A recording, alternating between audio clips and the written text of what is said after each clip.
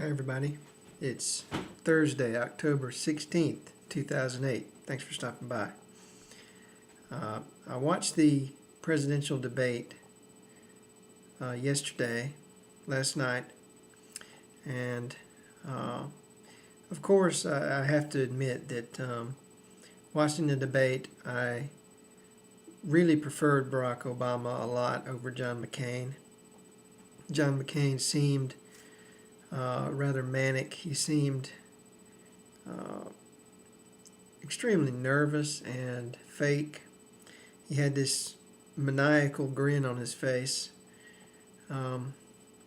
He talked about class warfare simply because Obama suggested that people who make more than $250,000 a year could stand a tax increase a lot better than people who are being thrown out of their homes. To John McCain, that's class warfare. Even though those people have had their taxes cut by the Bush administration. So raising the taxes would not be that big of a deal. It would just put them back where they were before. But the main thing about John McCain that bothered me was, well, there wasn't just one thing. There were so many things about John McCain that bothered me. There was the Joe Plumber references that it really seemed like he was insulting my intelligence and talking down to me. The stretching the truth like spandex, talking about Barack Obama being associated with terrorists, talking about Acorn being a threat to the fabric of democracy. If you look up what actually happened with Acorn, you'll be furious that he said that to you. It actually was not really a big deal at all. It was actually Acorn itself was a victim of fraud by its employees, and it was a type of fraud that will not at all affect the election in any way, except maybe for suppressing the vote for Obama inadvertently. And Acorn, they do good things. They work for the poor, people in inner cities, the young, the disadvantaged. These are the people that they try to help. And John McCain wants you to think that these guys are the boogeyman. They're evil. They're going to destroy America. Okay, so that's totally just unacceptable. And also McCain. Well, I can't even remember what I was going to say now, but there were just so many things about McCain that bothered me. Oh, I remember now. It was the constant personal attacks against Obama. They asked why the campaigns had to be so ugly, and McCain's answer to that, well, is, the reason why I attack Obama is because it's Obama's fault. Obama wouldn't do what I wanted, so I have to attack him. And he launched into another round of personal attacks right there. And Obama seemed like he was responding in a very dignified, even-handed manner. He didn't respond to the attacks nearly to the extent that many people would have. He was very very understated in his responses. So, of course, Barack Obama appealed to me much more, especially since the things that he said made sense, and he was talking about normal people, not class warfare, not the rich. If you don't understand by now that John McCain has nothing to offer you, nothing, unless you make more than $250,000, then you're in big trouble. I mean, sorry, but I got to tell you, if you don't understand what the messages are, you're in big trouble. Now, that's not to say that John McCain and Barack Obama are really that different. They're not. It's not to say that, McCain's bad and Obama's good.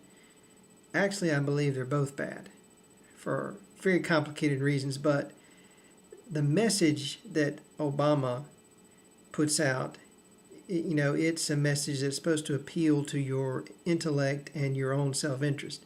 The message that McCain is giving you is it's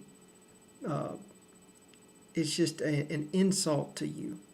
Okay, it's a huge insult to you, to your intelligence, to your character, because he's appealing to everything, all of your baser motives, and he's lying to you, and he's trying to get you to work against your own best interests. It's well known that most of the people who vote Republican are voting against their own best interests, and it's sad, but it's true. And these are people like the woman at the McCain rally who thought that Obama is an Arab and a terrorist and therefore a bad person. Okay, so this is what I'm talking about. But if you really get down to it, okay, this whole thing is a sham. And even if you make the smart choice and vote for Obama, you're still not making the right choice, because there's another level on top of that, and the truth is neither Obama or McCain are telling you the truth. They're playing parts. They just, the Democrats bet that you know your butt from a hole in the ground, and the Republicans bet that you don't. But neither one of them is really that different. And look at the bailout bill. They all supported it. Okay, no different. In fact, the Democrats supported it more than the Republicans did. Now, what does that tell you? And they didn't speak about the Iraq War in the debate. They didn't speak about the Afghanistan War. Now, there's one thing you've got to remember about this debate. Well, besides the fact that, since the League of Women Voters has been taken away from the debates and not allowed to participate, there are no third-party or independent candidates. So they've got a stranglehold on what the debate is and what you can hear and what you can't hear. If the debates were still being held by the League of Women Voters, you would actually see a real debate, since the debate is held by the Council for Presidential Debates or Commission for Presidential Debates, something like that. It's run by the Democrats and the Republicans, okay? It's not an independent organization. They've got a monopoly on the debate, so you can't hear any opposing views. Okay, now that's just a little aside. But the only thing you have to remember about this debate is that there was a nonviolent, peaceful protest by Iraq veterans against the war about an hour before the debate. And an Iraq war veteran was run down and trampled by a mounted police officer as they were attacking the Iraq war veterans mounted on horses. Okay. And this Iraq war veteran was laying on the sidewalk in a pool of his own blood, semi-conscious, as they were arresting nonviolent protesters before this debate. Okay, did you get that? Did you absorb the totality of that? That's what you've got to remember about this debate. Forget Obama, forget McCain. That's what you got to remember. An Iraq war veteran was trampled and almost killed. Did they talk about that? Did Obama try to help this guy? Did McCain try to help him? Did they care? Did they even know about it? No, I don't think so. This is what this country is now. This is what this country is. If you don't like it, it doesn't matter if you're a veteran. It doesn't matter if you're the troops. You're getting trampled. And if you call home, the NSA is going to listen to your call, because the NSA has been listening to all of the troops' calls since this war began. It doesn't matter what the call is about. They listen in on them while they're having phone sex and laugh about it. That's what this country is. So remember that when you think about this debate. Thanks for watching.